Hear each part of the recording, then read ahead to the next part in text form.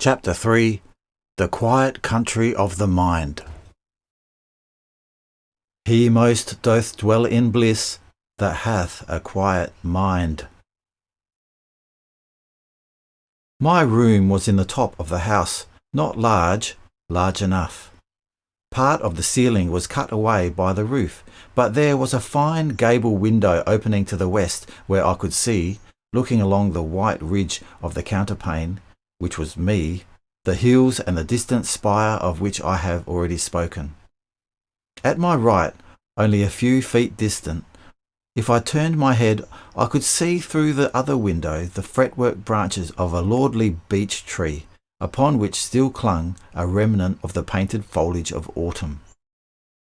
They reached so close that I could have leaned out, if I could have leaned out, and touched fingers with them. Each morning, about sunrise, time meant nothing to one in my case, 2 or 3 starlings came to sit on the branches of the beech. They began talking to one another quite intimately in their own language, which at the time I did not understand, much less care to hear. I did not like starlings. I did not like to have reminders of the free world I could not enjoy. Quiet, I had said to the nurse, is what I most desire. I had said it somewhat ironically. For years I had been secretly longing for quiet, for retirement, for a chance to think. Or I said I had.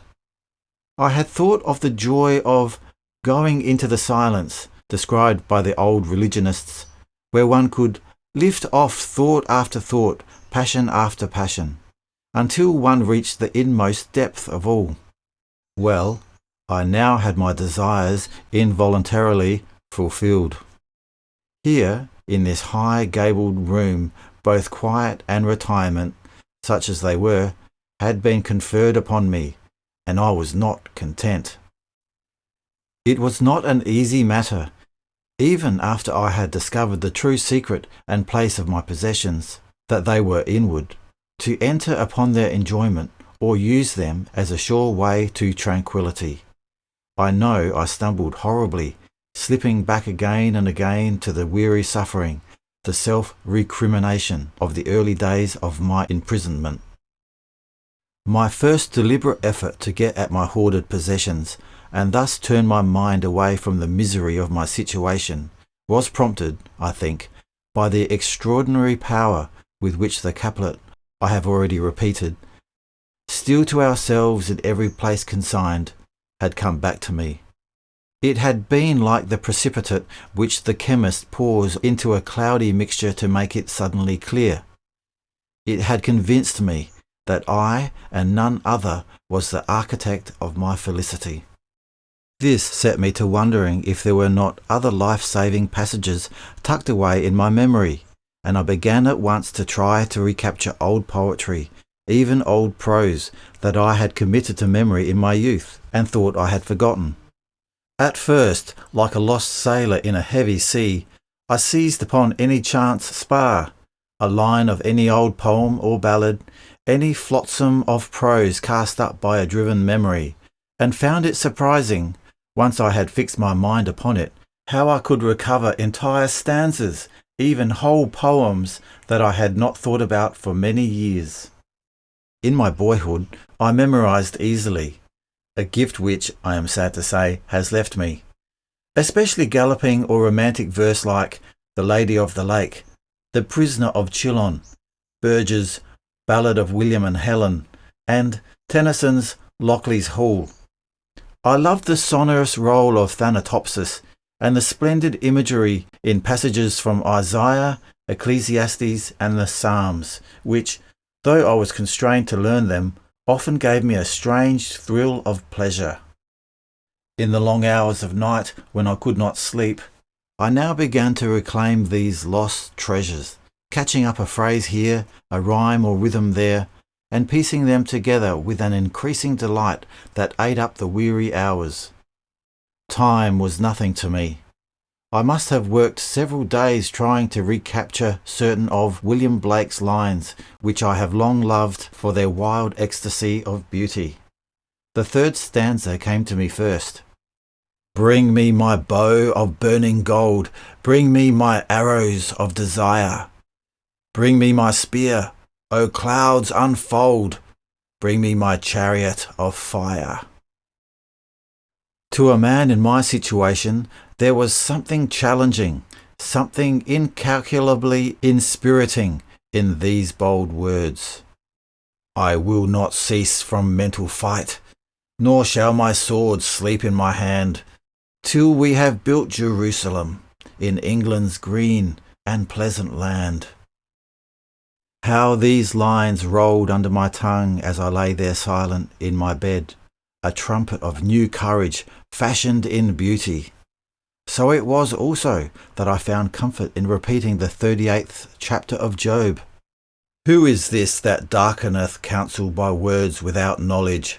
Canst thou bind the sweet influences of Pleiades, or loose the bands of Orion? Canst thou bring forth Mazzaroth in his season, or canst thou guide Arcturus with his sons? I recalled also the 12th of Ecclesiastes, the one beginning, Remember now thy Creator, as fine a poem as there is in the language.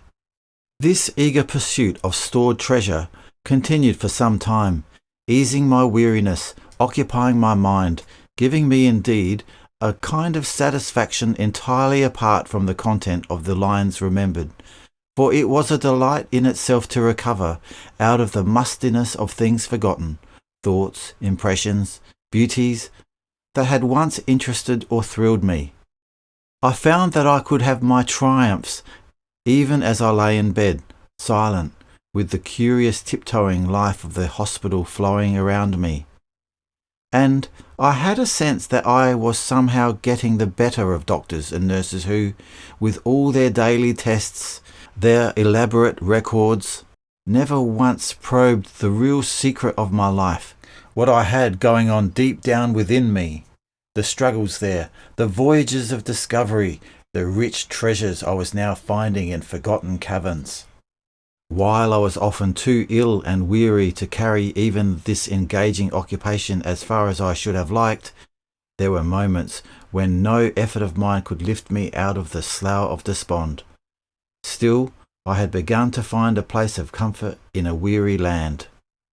Soon I found myself thinking of the books I had read, especially those in my early years. I tried to follow them through, and by recalling the names of characters and places, strove to make the incidents live again. I made an especial effort to see if I could remember with any exactness lines or passages that had impressed me. So it was that my mind went back to Gulliver's Travels, Don Quixote, Ivanhoe, and others of Scott's novels, David Copperfield, Pilgrim's Progress, and many not so well known. It was astonishing to me, after a certain amount of success with the poems, how little beyond an atmosphere, a general impression, remained to me out of most of these books. Certain characters and incidents in each of them were, indeed, vivid enough, quite as much alive as many of the characters and incidents of my own early life. And there were bits of observation or philosophy which could not be forgotten, like the lines from Moby Dick, "From without no wonderful effect is wrought within ourselves, unless some interior responding wonder meets it." But a great part even of the books I liked best had entirely disappeared.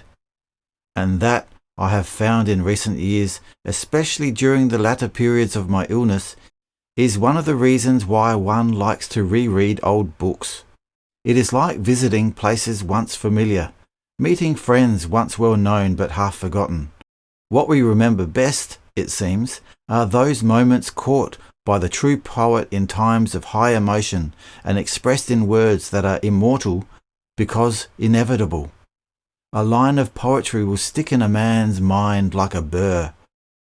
Of all this effort to recall the books I had read, I soon grew weary. It was, after all, a kind of game, far less interesting than the poetry which had often in itself been inspiriting. It was only an anodyne. What I wanted was a cure. It took my attention away temporarily from the discomforts of the day.